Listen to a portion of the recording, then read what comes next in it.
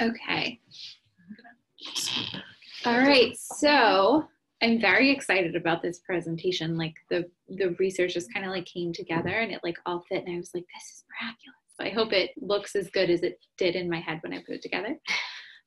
So we're going to talk about fiber or fiber. See, even my jokes lined up. That's great. So we're going to talk about like the basics of what fiber is, insoluble versus insoluble fiber, why it's important to consume fiber, how much fiber patients should be consuming. I hope that by the end you guys feel comfortable talking about fiber with your patients and basic recommendations of that. I found some good research about fiber and constipation and pelvic floor dysfunction, so we're going to briefly go over that stuff. What considerations should patients be taking when changing their diet and fiber intake, and understand what kinds of foods are high in fiber, and we'll have fun with fiber. So fiber is the indigestible part of plant food that travels through our digestive system, absorbing water along the way and easing bowel movements. Fiber is a type of carbohydrate, and it can be broken down into soluble or insoluble. Okay. So soluble fiber generally is thought to slow down the absorption of sugar and fats in the blood, which helps regulate blood sugar levels. So it's important for people with diabetes. It binds with and removes cholesterol from the bloodstream, which can lower the LDL or bad cholesterol. And it's typically found in pectins, gums, and mucilages, if I'm pronouncing that correctly. So good sources of soluble fiber are oats, oat bran, barley, beans, peas, strawberries, apples, potatoes, citrus, and prunes. And I gotta say, I was surprised potatoes. That was like one that came up kind of a lot as being a high fiber food, and I wouldn't have thought that. So insoluble fiber is what people describe as roughage. It does not dissolve in water, and it acts like a sponge. So it absorbs up to 15 times its own weight in water, which can make a person feel fuller longer, because once it gets down into the intestines, it starts to expand.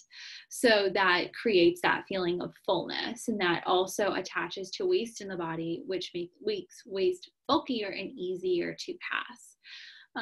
That bulking agent or bulking capacity increases colonic distension, which increases the intraluminal pressures and can facilitate an increase in peristalsis, so helping to facilitate digestion as well. And these are typically found in like cellulose products, or hemicellulose or lignin. Fruits with skins, it's very common in. Uncooked vegetables, nuts, legumes, brown rice, whole grain flour. But one of the studies I found did have this quote that was at the bottom, and it said, recent research shows that fiber solubility does not always define its health effects. It is expected that descriptions of soluble or insoluble will be discouraged in the future. So basically all the research I found broke it into soluble and insoluble. And then when I started kind of digging into more of like fiber recommendations per day, it was like, whatever number of grams. I was like, okay, but how much of that should be soluble and how much of that should be insoluble? There was no data. And that was when I found kind of this. So I'm like, oh, well, does it really matter? Maybe, maybe not. So maybe there'll be more research coming out on that. So fiber fun facts. Fiber is kind of your body's broom. It sweeps through the intestines to pick up the unhealthy bacteria and excess waste. According to the National Academy of Sciences Institute of Medicine, the recommended levels are 38 grams of fiber for men under the age of 50 and 25 grams for women under the age of 50. For men over 50, it's 30 grams. For women over 50, it's 21 grams. Did they say why that changes at 50? They did not. My assumption would be just like aging and slowed peristalsis, or like the distensibility of the colon, maybe. But they did not go into that in any detail. And so for reference, on average, Americans consume 15 grams or less of fiber per day. So even if all Americans were at that lowest recommended level, which is the 50-plus-year-old women, they're still like 3/4 of what they should be. And if they're, younger men, it's less than half of what they should be. So, but you don't want to just go fiber crazy, because too much fiber can cause diarrhea and bloating, which can interfere with your body's absorption of other minerals. And then something like every single source said, which I know is a mistake I have made in the past, patients should be sure to increase water intake when increasing fiber to avoid bloating, cramping, and constipation, and should gradually increase their fiber over several days or weeks. And because I love you all, I will share Kim's most embarrassing medical story of her life. Kim increased her dietary fiber far too quickly, did not increase her water intake, ended up in the emergency room with constipation. So, thank you all for understanding my passion about fiber now. Why you should care about fiber. Fiber protects against heart disease by reducing cholesterol levels. It slows the speed at which food passes from the stomach to the rest of the digestive system. So that can make us feel fuller longer, can help with weight management, can prevent blood sugar spikes in those with type 2 diabetes. So they have decreased insulin needs or increased insulin sensitivity. And that's decreased reliance on medications, all kinds of great stuff. Also, foods that are high in fiber tend to be foods that are good for you. They're important sources of micronutrients. So that's why we should be encouraging our patients to consume foods that are fiber rich, as opposed to educating them to like take a fiber supplement. Also, it may have protective effects against breast cancer and can lower the risk of prostate cancer progression because it decreases the level of testosterone, which helps decrease tumor growth. I'm not sure how or why it does that, but that was in the research as well. Well, if it decreases cholesterol, all testosterone is synthesized from cholesterol. I learned something new today. Thank you, Liz. So that's why that works. Fiber in the GI system. So fiber-rich foods prevent diverticulosis as well because of their bulking mechanism. It can reduce risk of colorectal cancer. If people who consumed little fiber suddenly doubled their intake, they would decrease their risk of colon cancer by 40%. And that was collected across 10 European countries. But that is interesting to note that they were European countries because in European countries, they tend to consume more fiber than in American countries, or than in America. Fiber, also the increase of the bulk in the intestinal tract can improve the frequency of bowel movements and may decrease risk of developing colitis and hemorrhoids. So it is important to vary your fiber intake. The more gummy and gelatinous types of fibers have more effect on the cholesterol side of things and glucose side of things. The roughage is more the bulking and can help move things along. And that can promote regular bowel movements and prevent slow transit constipation. So, frequently asked questions. This is what my patient will say to me and how I should respond. What about my kids? Should they have all this fiber too? No, that would be excessive. To determine how much fiber a child needs, you take their age and divide it by 10. So a 7-year-old needs 0.7 ounces, which is different than grams. 0.7 ounces is 17 grams of fiber. Okay, thanks for telling me I'm going to go eat all the fiber. That's what Kim did. Don't do that. Bloating, constipation, diarrhea, and gas can occur when adding more fiber. So definitely advise them they should drink plenty of water. They should increase their fiber intake slowly over days or weeks, giving your digestive system time to adjust. I've had definitely patients tell me, oh yeah, I tried to have more fiber and all it did was make me bloated. It's like, well, you probably increased your fiber too fast. And it's one of the studies that I will go into in a little bit. They ended up in the end having a cup of cereal that was high fiber cereal, and it was like 28 grams in the 1 cup, and they had them increase by 1/4 of a cup per day per week, meaning 7 grams a day for a week, 14 grams a day for a week, 21 grams a day for a week, and then 28 grams a day for a week. So that's not necessarily like a guideline, but that was what they did in the study and they had good results. So I'll get there. What about smoothies or fiber supplements? We talked about this a little bit. Juices have less fiber than whole fruits and vegetables because the skin is removed. It's better to eat the whole fruit, and fiber supplements really don't provide much nutritional value unless they're like fortified gummy kind of stuff. So try and get it naturally from food. And I always thought that cooking food broke down the fiber, but apparently it doesn't, and neither does drying the food. So Appropriate fiber intake has tons of health benefits, as you should have just learned. But if that's not enough, some other fun data and studies, increased fiber is associated with weight loss and feelings of fullness. So if you have patients who are body image conscious, that could be a selling point. Another study at the University of Cardiff found that people who had higher levels of fiber intake had higher feelings of well-being. And studies show that those who eat the most fiber have significantly lower risk of dying of any cause. So the National Cancer Institute concluded that for every 10-gram increase in fiber intake, risk of death drops 15% in women and 10% in men. So you're going to have less cholesterol, less diabetes, less risk of breast or prostate cancer. You're going to lose weight. You're going to feel fuller, feel better, live longer, eat fiber. Sold. Sold. Also, some fun facts about fiber. Hippocrates, the father of medicine, was one of the first physicians to argue for the benefits of fiber in the form of bran to help keep the large intestine healthy. And Reverend Sylvester Graham argued that bran was the cure-all for the poor diet of his time, and he created Graham flour, which is still used today. So why everyone should care is because it's going to make your life amazing. Why we as pelvic floor physical therapists should care, there were 4 studies that I found that I wanted to go over.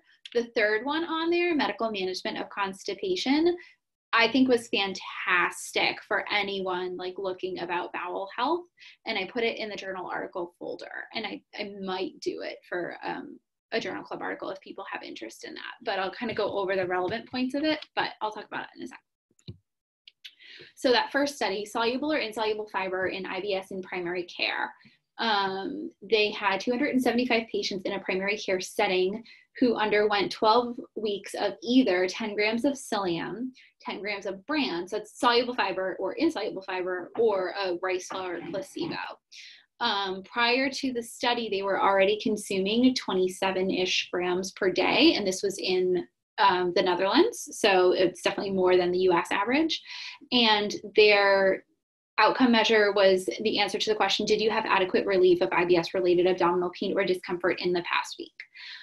So at baseline, the numbers were a little bit skewed because the psyllium group was reporting less severe abdominal pain anyway than the bran or placebo groups, which you'll find in in this study actually, that the insoluble fiber bran group was a little bit less effective than the soluble fiber group, but they had higher rates of response in the psyllium group as well.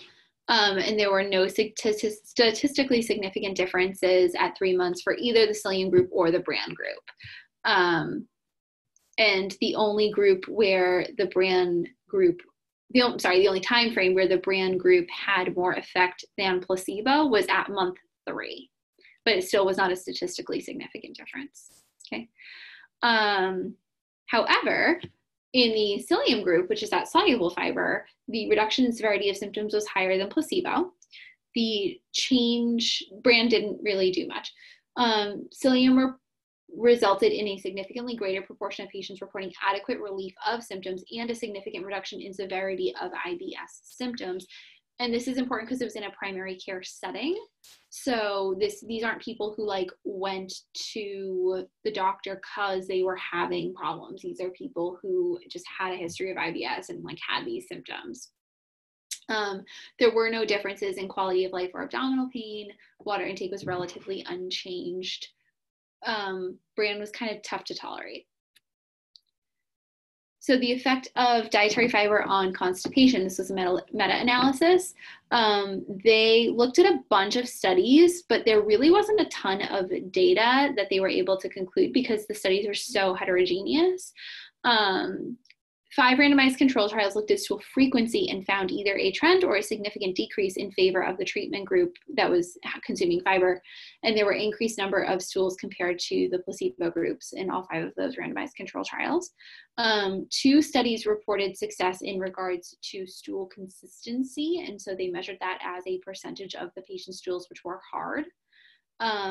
overall results of kind of this meta-analysis showed a trend in favor of the fiber group, but no statistical difference was found. 2 of these randomized control trials compared fiber versus lactulose and found comparable results in treatment of childhood constipation in stool frequency, consistency, and treatment success. So I know I personally have had a lot of patients who have tried lactulose and had a poor tolerance to it, or who say it makes their stool like a really unusual consistency. So if they can get the similar effect with fiber, try that first. Dietary fiber may be less effective in the management of severe constipation. It was found to be better with mild or moderate. So if you have that patient who really, you know, is having significant medical issues, this might not be enough. And it really has been shown best to alter stool frequency, but not as much consistency, laxative use, or pain with defecation. But we know that there are so many other factors that go into those things that I'm not super terribly surprised by that. This is that article. So they basically broke down a whole bunch of different management of constipation techniques. And so I put this table on the right where it showed like bulk laxatives, osmotic agents, stimulant laxatives, emollients, neuromuscular agents. And they went, basically the article was a paragraph or several paragraphs devoted to each of those topics on that right-hand side. So it was like, what are bulk laxatives? And it kind of took you through, what are osmotic agents? And it put you through. So I only am talking about dietary fiber, which is like this one, but it was a really, really great introduction to the world of constipation. So fun reading. Psyllium comes from an Asian plant that has high water binding capacities and is fermented in the colon. With patients who had slow transit already, who increased their fiber intake, response to the treatment was fairly poor, but with normal physiology, 85% of patients had their symptoms improve or became symptom-free. Side effects of increased fiber include delayed gastric emptying and loss of appetite in some patients, which makes sense. They did mention that there were acute allergic reactions, cough, and asthma. I'm not sure why increasing your fiber would cause a cough or an asthma, but if you're allergic to whatever that kind of fiber is that you're eating, don't eat it. And then this last study, the high fiber diet and for treatment and constipation with women with pelvic floor dysfunction. This is the one I was talking about with that cereal. So 14 grams per half cup of cereal. And so they increased by 1/4 cup until they reached a full cup. So as I said earlier, it was like 1/4 cup, which is 7 grams every day for the first week. And then half a cup, which is 14 grams every day for the second week. And then building up that way. They were also encouraged to decrease caffeine intake and to increase their water intake. And they completed the Rome questionnaire at day 1, 14, 28, and 42. Patients with adverse reactions, abdominal bloating or pain or surgery during the study period were withdrawn. I don't like that abdominal bloating or pain was considered an adverse reaction or grounds for withdrawal from the study, because to me that is information that's important, because were they having abdominal bloating or pain because they weren't tolerating the fiber well? Or is it because like another symptom? So I don't know if you can withdraw that data and make a determination about how well the study was tolerated. So 15% withdrew because they were unable to tolerate the diet. 7% withdrew because of surgery. 5% just like dropped out or kind of fell off the map. But the average Rome scores for straining, lumpy or hard stool, sensation of incomplete emptying, and splinting improved statistically significantly. Patient assessment of constipation symptoms improved. Laxative use and perineal splinting was statistically significantly decreased, and caffeine intake was decreased. Water intake technically increased, but like basically didn't. So there are a couple of fiber supplements. I always think about Miralax and coffee and stuff like that when people talk about fiber. They are technically not fiber supplements, but I wanted to talk about them a little bit. So this is all from like Metamucil's website. So Metamucil is 100% psyllium husk. Psyllium, both soluble and insoluble, forms a viscous gel that traps some sugars and carbohydrates in the stomach. These trapped sugars are slowly released and absorbed into the body, maintaining healthy blood sugar levels. It traps bile acids in the small intestine, which prevents reabsorption of those bile acids. They are passed into the large intestine with waste. The liver draws cholesterol from the blood to make new bile acids, resulting in lower cholesterol levels.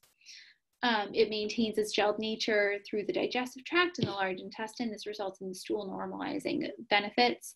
By absorbing and retaining water, the psyllium softens the stool to relieve constipation, and these statements have not been evaluated by the FDA. So this is a little graphic from the Metamucil website that just shows how it works. I've explained this now, a couple of times, that it just kind of traps all of the bad stuff and carries it along. So. Benefiber is a prebiotic fiber, according to their website, based in wheat dextrin. And I put the supplement facts on there for you guys. It feeds and nourishes the good bacteria that exist naturally in your gut. And then that fermentation process is basically the same as the Metamucil. So Miralax, I always think of it, I don't know why, I know it's not fiber. It is an osmotic laxative, which attracts water and keeps it in your colon. So by virtue of attracting the water, it hydrates and softens the stool and unblocks your system without causing harsh gastrointestinal side effects. It is soluble, it is non-absorbable, and it's PEG 3350, which increases stool volume and stretches the wall of the bowel. So it acts in a similar, a lot of the physiological implications are similar of that intraluminal stretch, the increased stool volume, increased water absorption, keeping the digestive system unblocked naturally, but it works on a different mechanism. And then coffee is a stimulant which encourages peristalsis, which is why it helps to facilitate bowel movements. Coffee also has soluble fiber in it, which a significant amount passes from the ground beans into your actual coffee, which makes it more rich in fiber. And 82% of American adults drink an average of 3.2 cups of coffee every day, with each cup containing as much as 1.5 grams of fiber. So not only does it have its stimulant effect, it also does contain fiber.